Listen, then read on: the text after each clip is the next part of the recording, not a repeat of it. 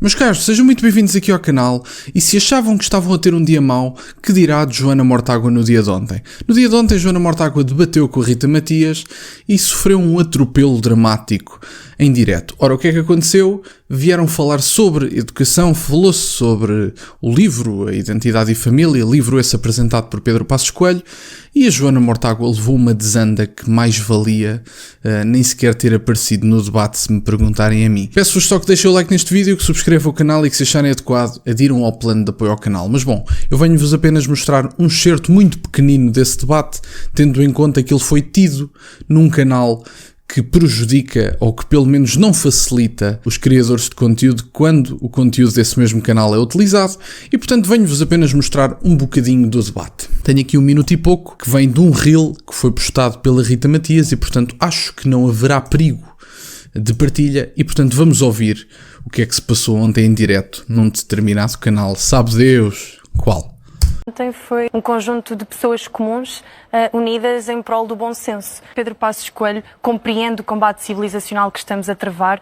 Parece-me algo desencantado com o Partido Social Democrata atual, na medida em que não está a ser capaz de enfrentar todos estes desafios. E se repararem, quando faz a referência à mudança do logotipo, até deixa a referência: não basta mudarmos os símbolos, é preciso fazermos o resto do combate civilizacional e olharmos, por exemplo, para o ensino e perceber que este combate é também na esfera da educação, na esfera da disciplina de História, por exemplo, e portanto não sei se Pedro Passos Coelho pescou o olho intencionalmente ao Chega ou não, mas pelo menos compreendeu a pertinência daquele que tem sido o discurso político de André Ventura. Bom, eu sinceramente também não sei, tenho a sensação que sim.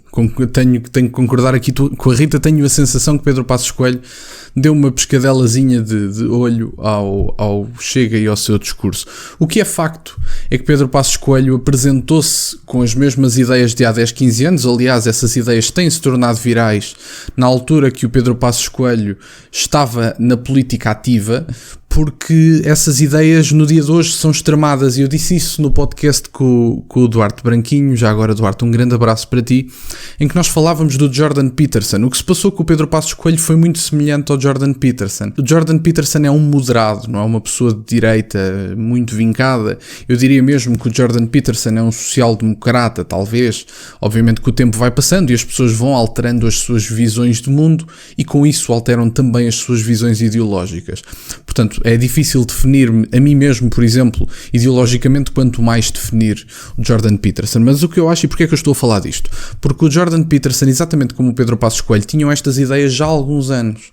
No entanto, esta esquerdização da sociedade e este politicamente correto da opinião pública empurrou-os tanto para a direita para normalizar a esquerda, que Pedro Passos Coelho, Jordan Peterson, Douglas Murray, por exemplo, são pessoas que são tidas como extremistas única e exclusivamente porque a opinião pública está demasiado esquerdizada. E isso é puro e duro. Vocês não podem ter a fatalidade de dizer, por exemplo, que são contra o aborto no debate público nos dias de hoje, porque vocês são automaticamente machistas que estão a atentar contra os direitos da mulher. Eu nem sequer acredito que o aborto seja um direito propriamente dito, mas isso já é a minha opinião sobre o assunto.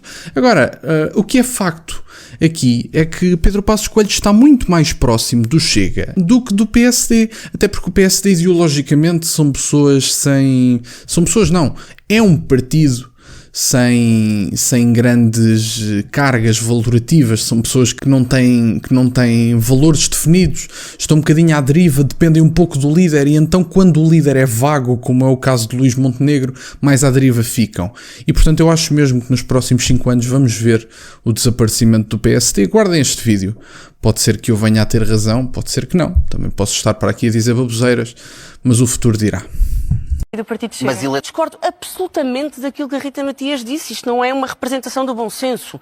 Isto é uma representação das ideias derrotadas na sociedade portuguesa. É uma federação de derrotados. Ideias que foram derrotadas não só no Parlamento, mas na consciência maioritária da sociedade portuguesa. E não acredito que nem o PSD, nem a maioria do Parlamento, nem a maioria da sociedade portuguesa esteja de acordo com então ideias vamos pegar na que quase chegam a roçar a ideia de que devemos novamente considerar a homossexualidade como uma doença. Não, mas a Joana Mortágua faz aqui uma jogada que é muito feia, que é querer trazer para cima da mesa algo que não foi dito nem por Pedro Passos Coelho, nem por Rita Matias, nem no livro. A ideia da homossexualidade ser uma doença, que foi uma ideia que foi dada por terminada pela própria OMS, e portanto é uma ideia que não estava a ser discutida pelo Dr. Pedro Passos Coelho, é uma ideia que não foi discutida pelo Dr. André Ventura, é uma ideia que não foi apresentada pela Rita, é uma ideia que não está no livro. Portanto, a Joana Mortágua está a discutir uma ideia que ela própria introduziu.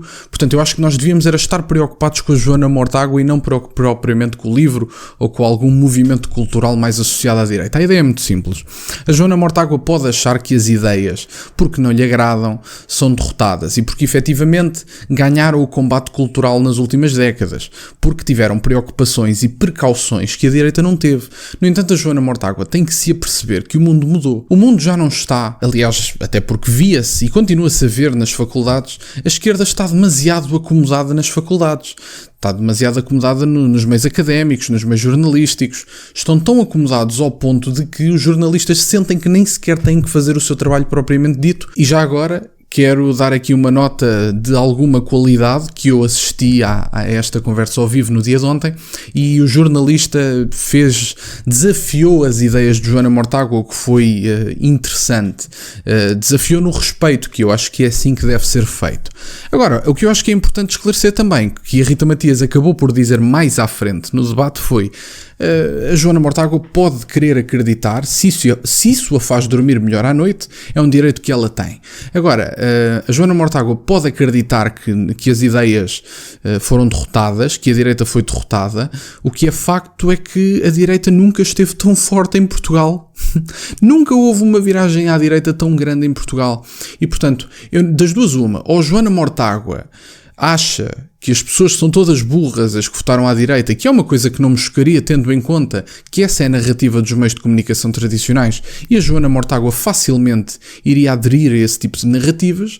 Ou então temos também que perceber que as pessoas sabem porque é que votaram no que é que votaram, e ao saber no que votaram, sabem perfeitamente também o que é que esses votos significam. As pessoas sabem o que é que significa votar no Chega.